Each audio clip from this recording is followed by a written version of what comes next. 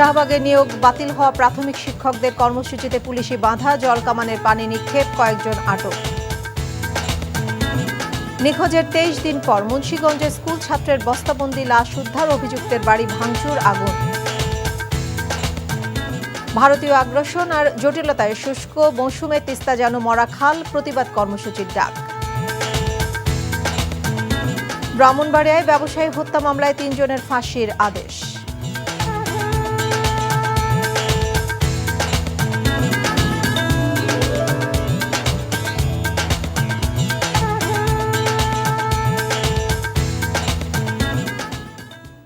আসসালামু আলাইকুম। নাজনীন আহমেদ স্বাগত জানাচ্ছে এনটিভির দেশের খবরে। ক্রাউন সিমেন্ট শিরোনাম দেখছিলেন, এবারে পুরো খবর। পুলিশের বাধা, জলকামানের পানি নিক্ষেপে পণ্ড হয়ে গেছে নিয়োগ বাতিল হওয়া প্রাথমিক সহকারী শিক্ষকদের অবস্থান কর্মসূচি। দুপুরে রাজধানীর শাহবাগ মোড়ে এ ঘটনা ঘটে। নিয়োগের দাবিতে সকাল থেকে শাহবাগের জাতীয় জাদুঘরের সামনে সড়কে অবস্থান নিয়ে বিক্ষোভ করে তারা। পরে শাহবাগ মোড়ে অবস্থান নেন। পরে পুলিশ আন্দোলনকারীদের রাস্তা ছেড়ে দেওয়ার আহ্বান জানায়। এক পর্যায়ে জলকামান থেকে পানি নিক্ষেপ করে ছত্রভঙ্গ করে দেয়। পরে আন্দোলনকারীদের শাহবাগ মোড় থেকে সরিয়ে দেয় পুলিশ। এ সময় কয়েকজন আহত হন, 2 জনকে আটক করা হয়। পরে ওই এলাকার যান চলাচল স্বাভাবিক হয়।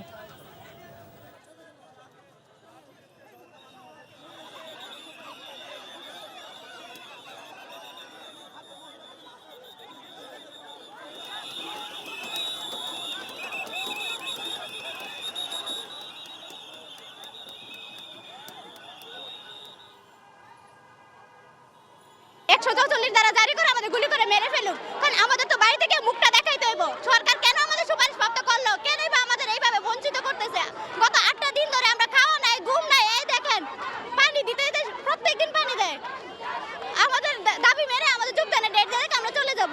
প্রথম বিভাগ, দ্বিতীয় বিভাগ নিয়োগ দেওয়া হয়ে গেছে, এখন আমাদেরকে দিচ্ছে না। আমাদের চাকরিটা বাতিল করছে, কেন আমরা বঞ্চিত হব? তাহলে ওদেরকে বাতিল করুক, প্রথম ধাপ, দ্বিতীয় ধাপ। অন্তর্বর্তীকালীন সরকারের প্রধান উপদেষ্টা অধ্যাপক মোহাম্মদ ইউনূসকে সভাপতি করে জাতীয় ঐক্যমত্য কমিশন গঠন করেছে সরকার। ইতোমধ্যে মন্ত্রিপরিষদ বিভাগ এ সংক্রান্ত প্রজ্ঞাপন জারি করেছে। এই কমিশনে সংবিধান সংস্কার কমিশনের প্রধান অধ্যাপক আলী রিয়াজকে সহসভাপতি হিসেবে রাখা হয়েছে। আর জনপ্রশাসন সংস্কার কমিশন, পুলিশ সংস্কার কমিশন, নির্বাচন ব্যবস্থা সংস্কার কমিশন এবং দুর্নীতি দমন কমিশন সংস্কার কমিশনের প্রধানগণ ও বিচার বিভাগ সংস্কার কমিশনের এক সদস্যকেও জাতীয় ঐক্যমত্য কমিশনের সদস্য করা হয়েছে। 15 ফেব্রুয়ারি থেকে পরবর্তী 6 মাস এই কমিশনের মেয়াদকাল ধরা হয়েছে। আগামী জাতীয় নির্বাচনকে সামনে রেখে সংস্কার কমিশনের সুপারিশমালা বিবেচনা ও গ্রহণের লক্ষ্যে রাজনৈতিক দল এবং শক্তিসমূহের সাথে আলোচনা করে এ সংক্রান্ত সুপারিশ করবে এই কমিশন। জুলাই আগস্ট অভ্যুত্থানে দেশব্যাপী নিজেদের 848 নেতাকর্মী নিহতের ঘটনায় ট্রাইব্যুনালে অভিযোগ দায়ের করেছে বিএনপি। সকালে আন্তর্জাতিক অপরাধ ট্রাইব্যুনালে শেখ হাসিনাকে প্রধান আসামি করে এই অভিযোগ দায়ের করা হয়। বিএনপির মামলা সংক্রান্ত প্রধান সমন্বয়ক সালাউদ্দিন খান একথা জানিয়েছেন। পাশাপাশি সাবেক স্বরাষ্ট্রমন্ত্রী আসাদুজ্জামান খান কামাল, সাবেক আইনমন্ত্রী আনিসুল হক ও সাবেক তথ্যমন্ত্রী মোহাম্মদ এ আরাফাত সহ পুলিশের ঊর্ধ্বতন কর্মকর্তাদের আসামি করা হয়েছে। এই তালিকা সহ অডিও, ভিডিও এবং 84টি মামলার এজাহারের কপি আন্তর্জাতিক অপরাধ ট্রাইব্যুনালে দাখিল করে বিএনপি।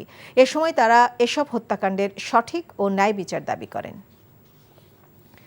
বিভিন্ন আইন শৃঙ্খলা বাহিনীর সদস্য যারা জুলাই গণহত্যায় জড়িত ছিলেন তাদের সবাইকে চাকরিচ্যুত করতে সরকারের প্রতি আহ্বান জানিয়েছেন আন্তর্জাতিক অপরাধ ট্রাইব্যুনালের চিফ প্রসিকিউটর তাজুল ইসলাম। কোনো ব্যক্তি আইনের ঊর্ধ্বে হতে পারে না। জাতিসংঘ খুব ক্লিয়ারলি বলেছেন যে এই সমস্ত যারা ক্ষমতাসীন বিভিন্ন পদে অধিষ্ঠিত থেকে অপরাধ করেছেন তাদেরকে যাতে সাসপেন্ড করা হয়, আমরা এটার সাথে একমত। আমরা মনে করি যাদের বিরুদ্ধে সম্ভাব্য যারা অপরাধী, যাদের বিরুদ্ধে আমরা তথ্য প্রমাণাদি পাচ্ছি, যাদের বিরুদ্ধে ওয়ারেন্ট ইস্যু হচ্ছে এবং ওয়ারেন্ট ইস্যু ছাড়াও যাদের ব্যাপারে প্রাথমিক তথ্য প্রমাণ পাওয়া যাচ্ছে, আমি সরকারের কাছে অনুরোধ করব জাতিসংঘের এই তথ্য অনুযায়ী সেই ব্যাপারে যাতে সরকার পদক্ষেপ গ্রহণ করেন। মিয়ানমারের রাখাইন রাজ্যে গৃহযুদ্ধের কারণে খাদ্যের সংকট দেখা দেওয়ার আশঙ্কা রয়েছে। তাই এ অবস্থায় বাংলাদেশ থেকে খাদ্যশস্যের পাচার রোধে বিজিবি সহ আইনশৃঙ্খলা বাহিনীকে সীমান্তে কঠোর নজরদারির নির্দেশ দেওয়া হয়েছে বলে জানিয়েছেন খাদ্য উপদেষ্টা আলী ইমাম মজুমদার। দুপুরে কক্সবাজার জেলা প্রশাসক কার্যালয়ে সভা শেষে একথা বলেন তিনি। মায়ানমারের আরাকান রাজ্যে একটা গৃহযুদ্ধজনিত কারণে ওখানে খাদ্য সংকট হতে পারে বলে আশঙ্কা করা যাচ্ছে। আর ওইখানে খাদ্য সংকট হলে খুব স্বাভাবিকভাবেই আমাদের এখান থেকে কিছুটা চোরাচালান হওয়ার ঝুঁকি থাকে। সীমান্ত নিরাপত্তার সাথে সংশ্লিষ্ট যারা আছেন তারা বলেছেন যে কিছু টেন্ডেন্সি আছে, তবে অ্যালার্মিং কিছু না, এটা বড় বাড়তে পারবে না, তারা নজরদারি করছেন। আমরা এখানে আলোচনা করে আমরা একটা সিদ্ধান্ত নিয়েছি যে তাদের নজরদারি ব্যবস্থা যেটা অব্যাহত রাখতে হবে এবং প্রয়োজনীয় ক্ষেত্রে আরও জোরদার করতে হবে। ভারতীয় আগ্রাসন আর সৃষ্ট জটিলতায় শুষ্ক মৌসুমে তিস্তা নদী যেন এক মরা খাল। তবে প্রতি বছরই আকস্মিক বন্যা আর ভাঙনে নিঃস্ব হয় লাখো মানুষ। সংকট থেকে বের হতে 17 ও 18 ফেব্রুয়ারি কর্মসূচির ডাক দিয়েছে একটি সংগঠন। লালমনিরহাটের হায়দার আলী বাবুকে সাথে নিয়ে তিস্তা পাড়ের চিত্র তুলে এনেছেন AKM মইদুল হক, ছবি তুলেছেন আসাদুজ্জামান আরমান। ভাদ্র মাস থেকে দেশের একমাত্র তিস্তা ব্যারেজ এলাকায় পানি নেই। মাঘ মাসে এসে অবস্থা আরও করুণ। ভারত কর্তৃক একাধিক বাঁধ নির্মাণ, একতরফাভাবে পানি প্রত্যাহার করায় আন্তর্দেশীয় নদী তিস্তা এখন প্রাণহীন। কোথাও হাঁটু পানির দেখা মিললেও চোখ যত দূর যায় শুধু ধুধুবালু চর। এজন্য পথ হারিয়ে ফেলা জীর্ণ এক নদী। পানি উন্নয়ন বোর্ডের তথ্যমতে শুকনো মৌসুমে 4 জেলায় 2 লাখ হেক্টরের বেশি জমি সেচ সুবিধা বঞ্চিত হয়। বর্ষায় যখন পানির প্রয়োজন নেই তখন উজান থেকে ভারতের ছেড়ে দেয়া পানির ঢলে ভেসে যায় রংপুর, লালমনিরহাট, নীলফামারী, কুড়িগ্রাম ও গাইবান্ধা জেলার বিস্তীর্ণ অঞ্চল। আকস্মিক বন্যা আর ভয়াবহ ভাঙনে প্রতি বছর কমপক্ষে 50,000 পরিবার চরম দুর্যোগের শিকার হয়।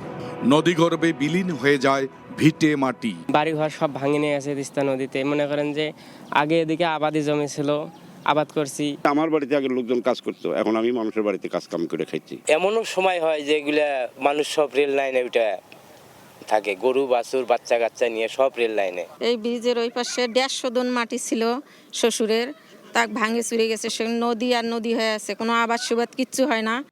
স্বৈরাচার শেখ হাসিনার 16 বছরে তিস্তা মহাপরিকল্পনার অনেক কথা গুণকীর্তন শুনলেও সবই যেন অমাবস্যার চাঁদ। তবে এবার সবকিছুর সমাধান চায় তিস্তা পাড়ের মানুষ। তিস্তা মহাপরিকল্পনা বাস্তবায়নের দাবিতে 17 ও 18 ফেব্রুয়ারি কর্মসূচির ডাক দিয়েছে তিস্তা নদী রক্ষা আন্দোলন নামের একটি সংগঠন। কর্মসূচি সফল করতে চলছে প্রচারণাও। তিস্তার পাড়ের মানুষ আজকে গৃহহারা, বাড়িহারা, সম্পদহারা, ছিন্ন মূলে পরিণত হয়েছে। সমস্ত জনগোষ্ঠী আজকে সমস্বরে ডাক দিয়েছে যে তিস্তা মহাপরিকল্পনা বাস্তবায়ন করা হোক, এবং সেটাই আমাদের দাবি। তিস্তা পাড়ের জনগণের একটাই চাওয়া পাওয়া যে তিস্তা প্রকল্পটা যে বাস্তবায়িত হয়, এখানে একটা অর্থনৈতিক একটা গতি ফিরে পাবে। এখানে অনেক শিল্প কলকারখানা গড়ে উঠবে। আর কোনো আশ্বাস নয়, দাবির বাস্তবায়ন চায় তারা। কয়েক দশক ধরে তিস্তার ট্র্যাজেডির শিকার এই মানুষগুলো মুক্তি চায়, তারা এ থেকে পরিত্রাণ চায়। AKM Moinul Haque, NTV news, চর কাউনিয়া, রংপুর। আগামীকাল থেকে শুরু হবে বিশ্ব ইজতেমার দ্বিতীয় পর্ব। এতে অংশ নেবেন ভারতের মাওলানা সাদ কান্ধবলির অনুসারীরা। এরই মধ্যে টঙ্গীর তুরাগ তীরে সারা দেশ থেকে মুসল্লিরা আসতে শুরু করেছেন। অবস্থান নিয়েছেন ইজতেমা ময়দানের নির্ধারিত খিত্তায়। মুসল্লিদের নিরাপত্তার জন্য পুলিশ, র্যাব, আনসার সমন্বয়ে 5 স্তরের নিরাপত্তা বলয় গড়ে তোলা হয়েছে। আজ আসরের নামাজের পর বয়ানের মাধ্যমে দ্বিতীয় পর্বের কাজ শুরু হলেও আগামীকাল থেকেই আম বয়ানের মধ্য দিয়ে বিশ্ব ইজতেমার আনুষ্ঠানিক কার্যক্রম শুরু হবে। 16 ফেব্রুয়ারি রোববার আখেরি মোনাজাতের মধ্য দিয়ে শেষ হবে এবারের বিশ্ব ইজতেমা। খুলনায় সাবেক ভূমিমন্ত্রী নারায়ণ চন্দ্র চন্দ তার স্ত্রী উষা রানী চন্দ্রের 5টি ব্যাংক হিসাব জব্দ করেছে দুদক। দুর্নীতি কমিশনের সমন্বিত জেলা কার্যালয়ের আবেদনের প্রেক্ষিতে খুলনার মহানগরের সিনিয়র স্পেশাল জজ আদালতের বিচারক শরীফ হোসেন হায়দার এ নির্দেশ দেন। আদালত সূত্রে জানা গেছে, সাবেক ভূমিমন্ত্রী নারায়ণ চন্দ্র চন্দের বিরুদ্ধে ঘুষ গ্রহণ করে নিয়োগ বাণিজ্য, জমি দখল সহ বিভিন্ন অনিয়ম ও দুর্নীতির মাধ্যমে সরকারি উন্নয়ন প্রকল্পের অর্থ আত্মসাৎ করে নিজে এবং স্ত্রী উষা রানী চন্দ্রের নামে বিভিন্ন ব্যাংকের FTR করেছেন। হবিগঞ্জে ছাত্রলীগ ও আওয়ামী লীগের দুর্বৃত্তদের দ্রুত সময়ের মধ্যে গ্রেফতারের ঘোষণা না দিলে জেলা প্রশাসন ও পুলিশ প্রশাসন সহ সকল সরকারি অফিসে তালা ঝুলিয়ে দেওয়ার হুঁশিয়ারি দিয়েছেন বৈষম্য বিরোধী ছাত্র আন্দোলনের নেতাকর্মীরা। সকালে শহরের কোর্ট মসজিদের সামনে বিক্ষোভ সমাবেশ করে তারা। পরে একটি মিছিল নিয়ে টাউন হলের সামনে প্রধান সড়ক অবরোধ করে রাখে বৈষম্য বিরোধী ছাত্ররা। এ সময় বক্তারা বলেন, অনতিবিলম্বে আওয়ামী লীগের দোসরদেরকে গ্রেপ্তার করে বিচারের আওতায় আনা সহ হবিগঞ্জে ছাত্র জনতা হত্যাকারীদের দ্রুত গ্রেপ্তার করতে হবে, অন্যথায় বৃহত্তম আন্দোলন গড়ে তোলা হবে বলে হুঁশিয়ারি দেন। কর্মসূচি চলাকালে সড়কের উভয় পাশে যানবাহন আটকা পড়ে। পরে দুপুরে অতিরিক্ত পুলিশ সুপার আতিকুল ইসলাম এসে তাদের আশ্বস্ত করলে পরিস্থিতি স্বাভাবিক হয়। এদিকে মোংলার ইউএনও আফিয়া শারমিনকে আজকের মধ্যে প্রত্যাহারের দাবিতে বিক্ষোভ ও অবস্থান কর্মসূচি পালন করেছেন বৈষম্য বিরোধী ছাত্র আন্দোলন ও নাগরিক কমিটি। দুপুরে উপজেলা পরিষদের প্রধান গেটের সামনে তারা এই কর্মসূচি পালন করেন। বুধবার নিজ কার্যালয়ে আওয়ামী লীগের 4 ইউপি চেয়ারম্যানকে নিয়ে বৈঠক করায় অভিযোগ ওঠে উপজেলা নির্বাহী কর্মকর্তা শারমিনের বিরুদ্ধে। বিষয়টি জানার পর তার কার্যালয়ের সামনে জড়ো হয়ে বিক্ষোভ করে বৈষম্য বিরোধী ছাত্র আন্দোলনের নেতাকর্মীরা। তাদের সাথে এসে যোগ দেয় নাগরিক কমিটির নেতাকর্মীরা। এ সময় ইউএনও আফিয়া শারমিনকে ফ্যাসিবাদের দোসর আখ্যা দিয়ে বিভিন্ন স্লোগান দেন বিক্ষুব্ধরা।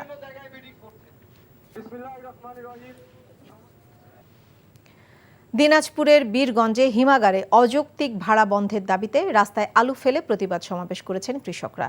সকালে শহীদ মিনার মোড়ে রাস্তায় আলু ফেলে সমাবেশ করে কৃষকেরা। তাদের অভিযোগ, এক বস্তা আলু হিমাগারে রাখতে 820 টাকা নিচ্ছে মালিকরা। আলুর উৎপাদন খরচ দিয়ে আলু চাষিরা এখন আর লাভের মুখ দেখছে না। আলু চাষিরা এই ক্ষতির হাত থেকে বাঁচতে সরকারের হস্তক্ষেপ কামনা করেন। বীরগঞ্জ উপজেলা নির্বাহী কর্মকর্তা ফজলে এলাহি প্রতিবাদ সমাবেশে এসে কৃষকদের এই ন্যায়সঙ্গত দাবির সাথে একমত পোষণ করেন এবং শীঘ্রই হিমাগারের মালিকদের সাথে আলোচনার আশ্বাস দিলে সমাবেশ স্থগিত করা হয়। টাঙ্গাইলে জুলাই আগস্ট অভ্যুত্থানে শহীদ পরিবার ও আহতদের আর্থিক সহায়তার চেক প্রদান করা হয়েছে। সকালে জেলা শিল্পকলা একাডেমিতে জেলা প্রশাসন ও জেলা পরিষদের আয়োজনে চেক প্রদান করা হয়। অনুষ্ঠানে 9 জন শহীদের পরিবারকে 30,000 টাকা করে এবং 217 জন আহত যুবকদের 5,000 টাকা করে মোট 13,55,000 টাকার আর্থিক সহায়তার চেক প্রদান করা হয়।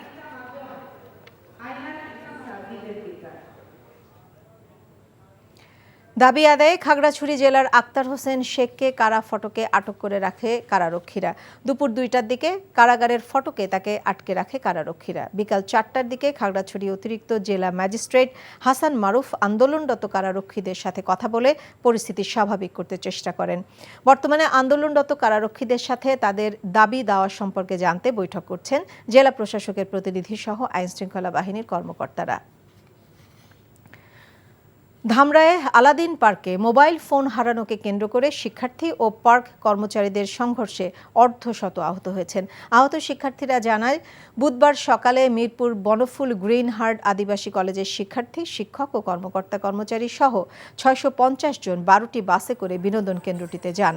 দুপুরের দিকে শিক্ষার্থীরা নিজেদের মোবাইল সহ মালামাল লকারে রেখে ওয়াটার পার্কে নামেন। তবে পানি থেকে উঠে কয়েকজন শিক্ষার্থী লকার খোলা ও সেখানে মোবাইল খুঁজে পাননি। শিক্ষার্থীরা এজন্য পার্ক কর্মচারীদের দায়ী করলে উভয় পক্ষের মধ্যে বাকবিতণ্ডা হয়। বিকেল 5টার দিকে শিক্ষার্থীরা মুঠোফোনে না পাওয়া পর্যন্ত বিনোদন কেন্দ্র ছেড়ে যেতে আপত্তি জানান। এ সময় পার্কের কর্মচারীরা কয়েকজন শিক্ষার্থীকে মারধর করে এবং তাদের 8টি বাস ভাঙচুর করে। এ সময় শিক্ষার্থীদের সাথে কর্মচারীদের সংঘর্ষ বাধে। সংঘর্ষে অর্ধশত আহত হয়, যাদের বেশিরভাগই শিক্ষার্থী। আহতদের স্থানীয় বিভিন্ন হাসপাতালে ভর্তি করা হয়েছে।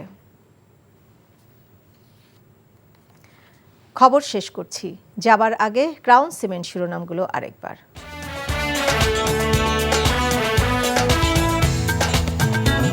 শাহবাগের নিয়োগ বাতিল হওয়া প্রাথমিক শিক্ষকদের কর্মসূচিতে পুলিশি বাধা, জলকামানের পানি নিক্ষেপ, কয়েকজন আটক। নিখোঁজের 23 দিন পর মুন্সিগঞ্জে স্কুল ছাত্রের বস্তাবন্দি লাশ উদ্ধার, অভিযুক্তের বাড়ি ভাঙচুর, আগুন। ভারতীয় আগ্রাসন আর জটিলতায় শুষ্ক মৌসুমে তিস্তা যেন মরা খাল, প্রতিবাদ কর্মসূচির ডাক। ব্রাহ্মণবাড়িয়ায় ব্যবসায়ী হত্যা মামলায় 3 জনের ফাঁসির আদেশ।